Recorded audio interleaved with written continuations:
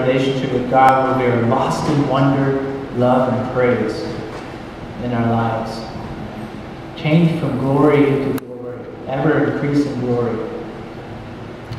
Well, we're concluding Exodus this summer. I don't know if it's been enjoyable for you, but honestly for me, it's been very good for my soul, honestly, to study Exodus and just dig into that word and what it means for us today as Christians.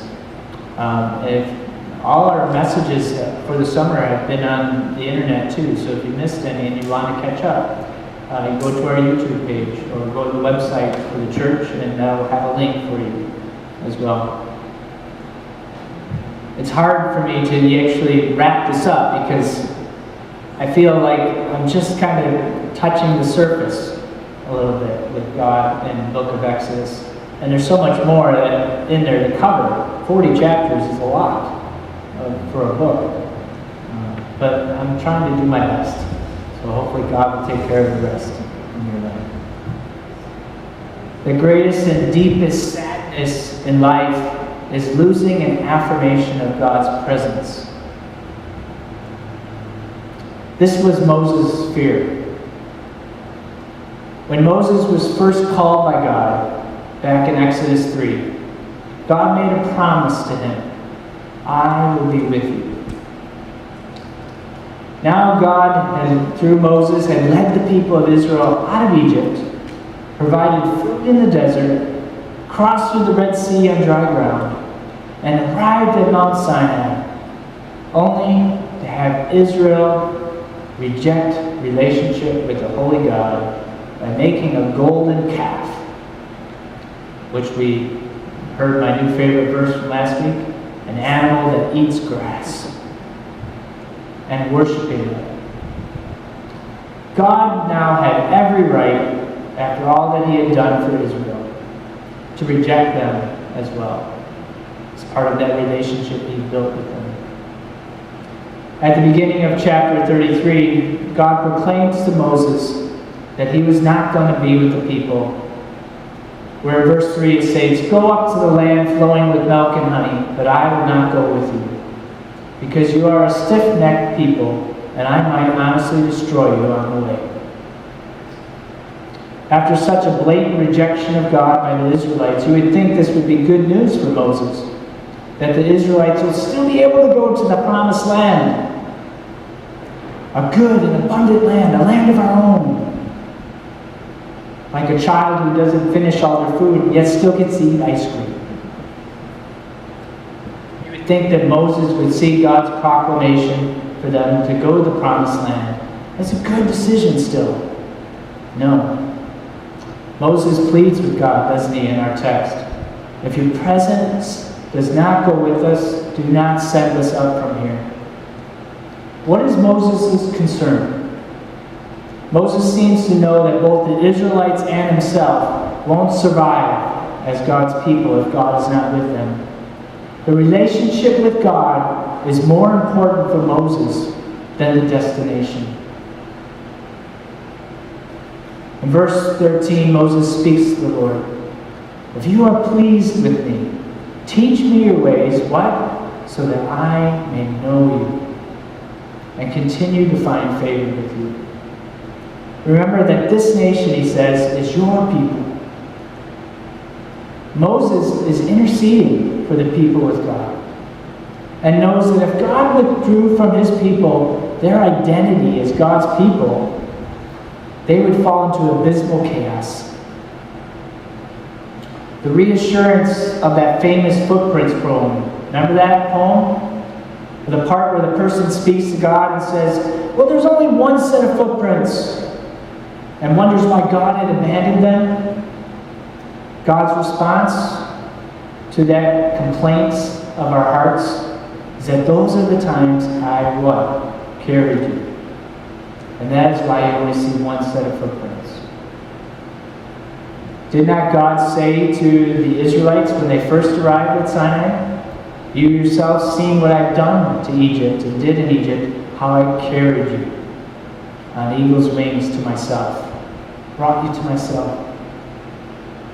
The cry of Moses' heart is to have a reassurance of God's presence still. As J.I. Durham states, this time in relation not to what God does, but to what God is, who He is. So what does Moses do? He asks God, show me your glory. Lord, I want to see you. I want to know that you're still going to be with me and be with me in life. And I find this is very similar to what Job declared after his encounter with God. He said, my eyes have heard of you, but now my ears have heard of you, but now my eyes have seen you.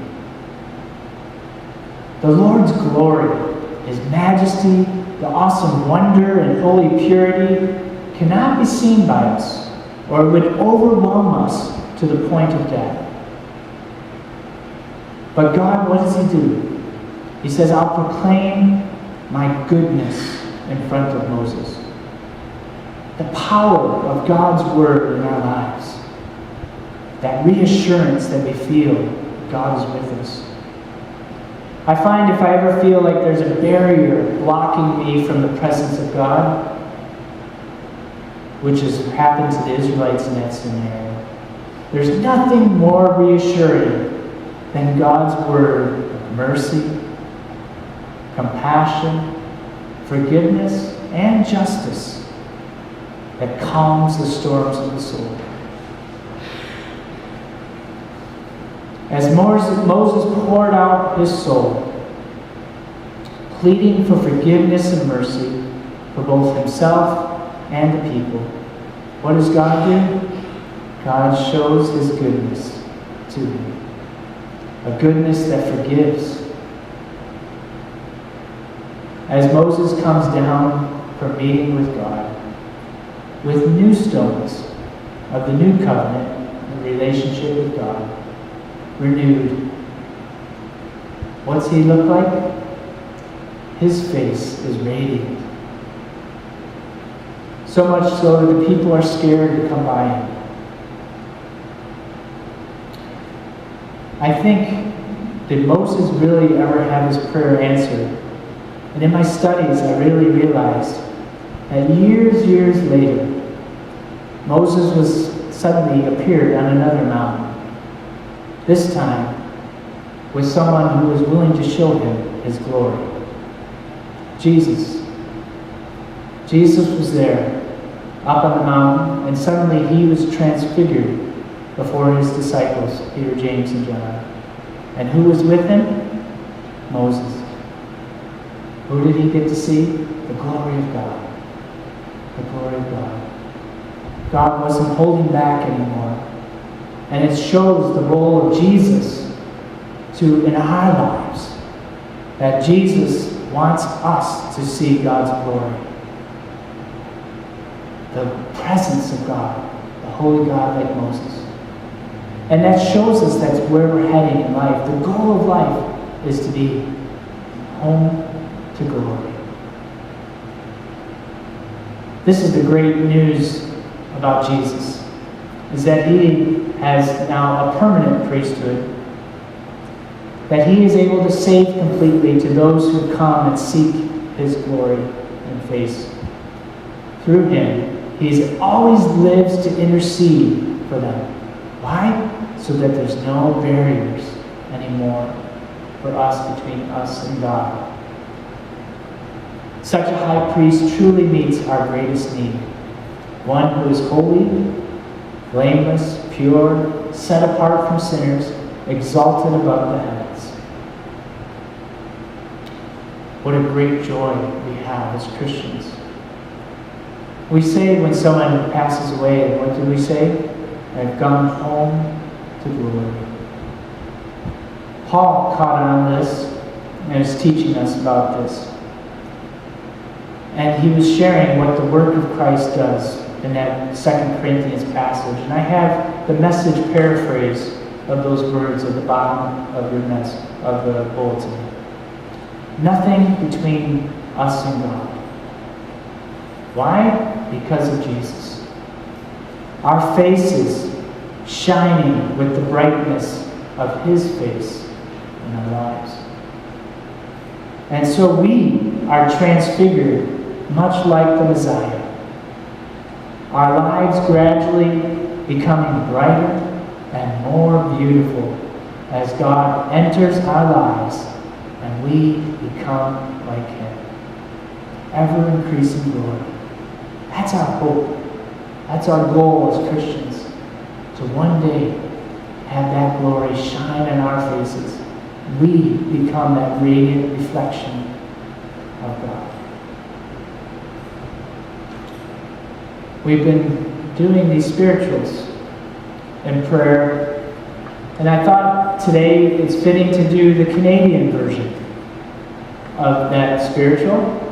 So we're going to, in our part of our prayer today, do a Canadian hymn, probably I consider one of the most famous Canadian hymns, written by a man named Joseph Scriven.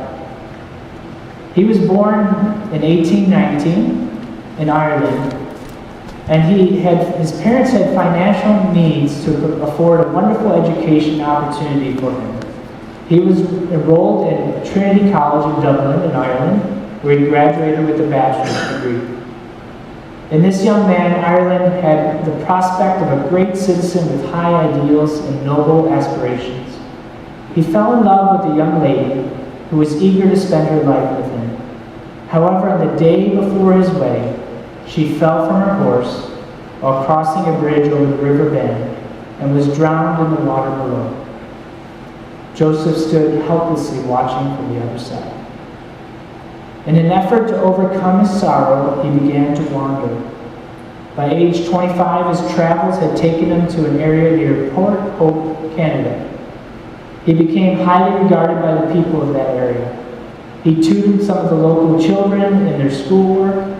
It was there he met another wonderful young lady, Eliza Rocher, and again fell in love. They had exciting plans to be married. However, tragedy reared its ugly head once again, and she died of pneumonia before they could wed. As indicated, he labored in Port Hope among the impoverished widows the rest of his life and sick people. He often served for no wages and even shared his clothes with those less fortunate than himself. On one occasion, he himself became ill. A friend who was visiting with him discovered a poem near his bed and asked who had written it. Scriven said, "The Lord and I did it between us." He thought the poem would perhaps bring some spiritual comfort to his mom and who still lived in Ireland. Little did he know that his words would still bring comfort to us as well.